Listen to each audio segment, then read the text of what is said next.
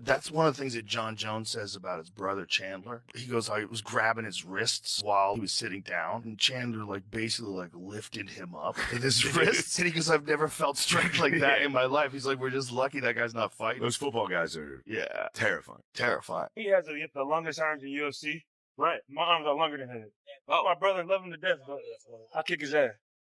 I think the number one consensus greatest of all time is Jon Jones. Because Jon Jones just went up and easily won the heavyweight title with the first round submission. Easily. Just took the guy down, strangled him, quick. He's so fucking good. I mean, he's beaten so many people. And the way he beat him, he fought Lyoto Machida, and it's one of the most cold-blooded finishes in the history of the sport. He grabs him at the cage, presses him against the cage, and gets him in this perfect power guillotine, puts him to sleep, and then drops him and walks away. Jon Jones, the undefeated UFC legend and widely regarded as the greatest of all time, has dominated the sport for years.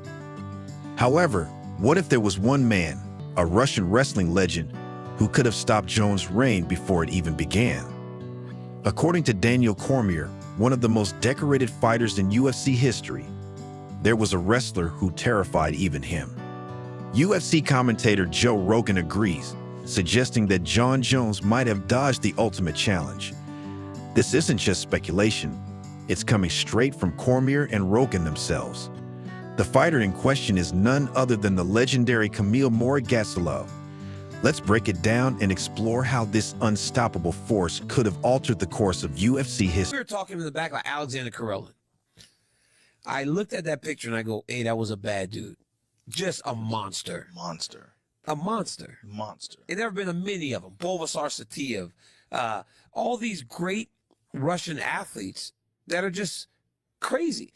There was one guy that beat me in the Olympic semifinals. His name was Hajimurat Gutsalov. We're lucky that son of a bitch didn't fight because he would have beat everybody, and Jon Jones included. Every one of them would have got their ass whooped by that dude. Really? He was good, bro. He wrestled me at the Olympic Games, and he beat all of us, though. He beat me. He beat Kel Sanderson. He beat Kyle Snyder. He beat all the best Americans for a long time. He wrestled from my Olympic cycle all the way to Kyle Snyder, who won the 2. You're Illuminati now. Yeah, dude. You're Illuminati. I'm not, though. That's the problem. Do on the you have one of outside. those masks you hold with a stick? Those are plague masks. I have a plague mask. During a recent episode of the Asterisk Joe Rogan Experience Asterisk, a conversation sparked a buzz among MMA fans. Rogan recalled how Daniel Cormier once opened up about his battles with Kamil Morigatsilov, a wrestler so dominant that Cormier himself admitted, if this guy ever joined the UFC, none of us would have stood a chance. Let that sink in. This is coming from the man who went toe-to-toe with Jon Jones. Yet he believed Gatsilov was on an entirely different level. It's a striking revelation that leaves us wondering what might have happened if Gatsilov had ever entered the UFC. The biggest I've ever seen in my life was a mathematician from Harvard. He used to do Taekwondo with me. His name was John Ball. People would go, he would change in the locker room. People would go just, Really? what the frick? Yeah. Like a baseball bat. Yeah. It was Because giant. And he was like, you would never imagine if you saw the guy in real life. He was a mathematician, a genius, like a brilliant, brilliant guy. Did And you use it? I mean, he had a wife that looked like she was protecting a gold mine. She would come in and like, where is he? It was giant. I mean, it was like 12 inches soft. Gatsilov's strength and conditioning were nothing short of legendary. Joe Rogan shared how Gatsilov's coach would push him to his limits, only to see him power through without faltering. Cormier himself admitted that Gatsilov could have broken everyone in the UFC. He was simply built differently. What's even more intriguing is that Gatsilov himself claims to know the secret to defeating Jon Jones in a fight. One of the things you'll see in this video is he scores early on with 2 open stance double attacks on Daniel Cormier from Oklahoma State, who represented the United States of America. Here he comes with a straight open stance double and secures the takedown right on the edge from open stance, creates the space, level changes, goes high-low with the hands, and is able to score. So now he has 2 early attempts, and now he can come with the pump, pump, pump, pump, pump, pump, pump, pump, pump, pump, pump, and completely keep Cormier off balance. Scoring early allows you to put that fear in your opponent that you're always going to attack, and Cormier was constantly on the defensive. Na festa do fim de semana, só rolê bom. Ela chega e desentana com passo bem sou. Na festa do fim de semana, só rolê bom. Ela chega e desentana com passo bem sou.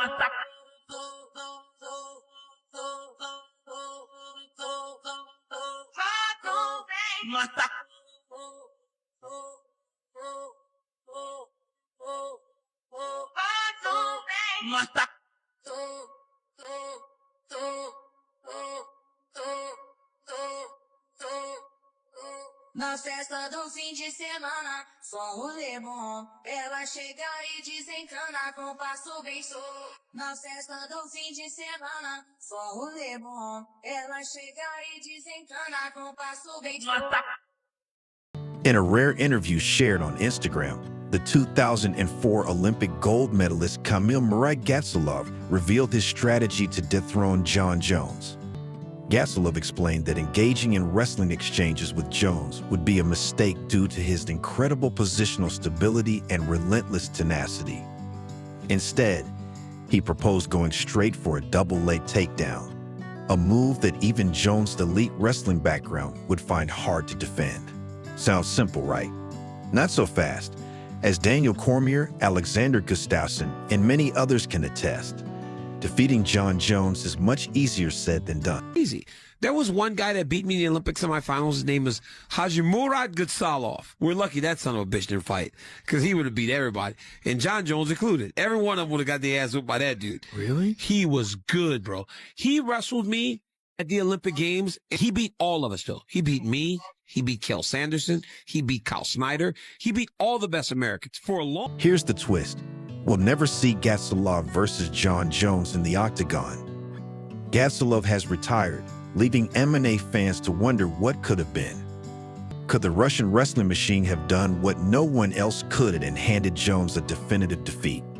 Or would Jones' striking, fight IQ, and adaptability have ultimately prevailed, further solidifying his status as the undisputed Geoidite?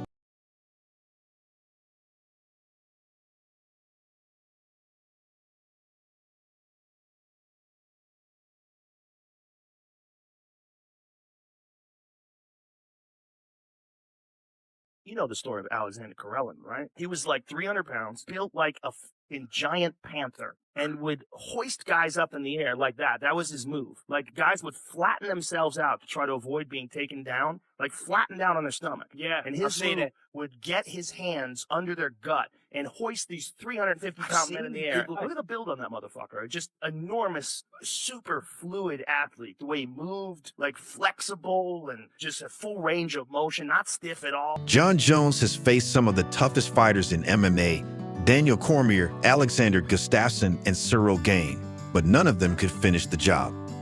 While Gatsalov never stepped into the UFC, his dominance in wrestling, coupled with Cormier's admission, raises a haunting question. Was Jon Jones' greatest threat someone who never even entered the octagon?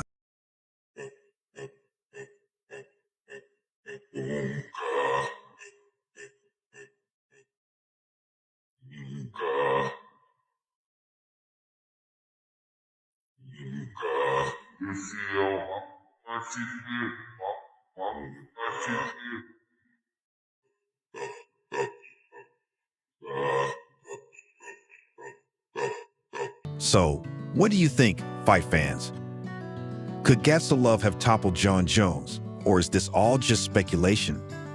Drop your thoughts in the comments below, and don't forget to like, subscribe, and hit that bell for more explosive MMA news. Until next time, stay sharp, stay ready, and keep watching. The friendliest people that I know are all killers.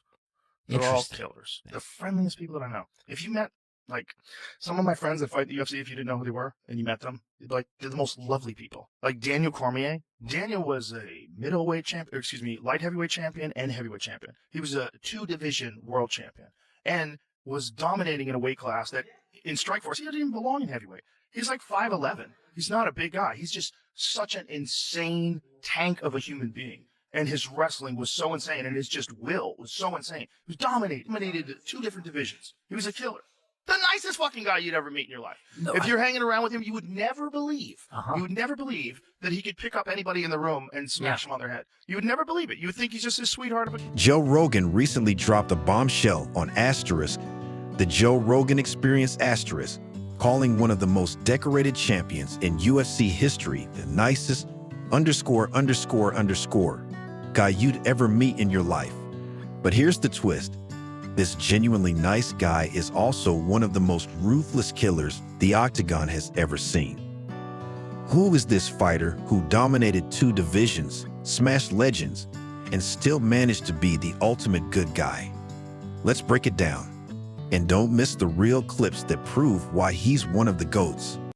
I'm going to start pulling at that man's title for the first 2 rounds, and he'll hold on to it. But right around the 3rd round, 4th round, Jon will open his hands, let his grip go, and say, Daniel, take it. This is too hard. I don't want to deal with it. I'm going to push that man to a place that he's never been in his entire life, and I will make Jon Jones quit. Sunday morning, Joe Rogan, you will wake up, and you will say, how Daniel make this look so easy? Jon Jones... The man in question is none other than Daniel Cormier, a UFC Hall of Famer and one of the most accomplished fighters in MMA history. Cormier's resume speaks for itself. He became the 2nd fighter in UFC history to hold titles in 2 divisions simultaneously and the first to defend titles in both the light heavyweight and heavyweight divisions. His victories over icons like Anderson Silva, Dan Henderson, and Alexander Gustafsson solidify his legacy. But here's what truly sets Cormier apart.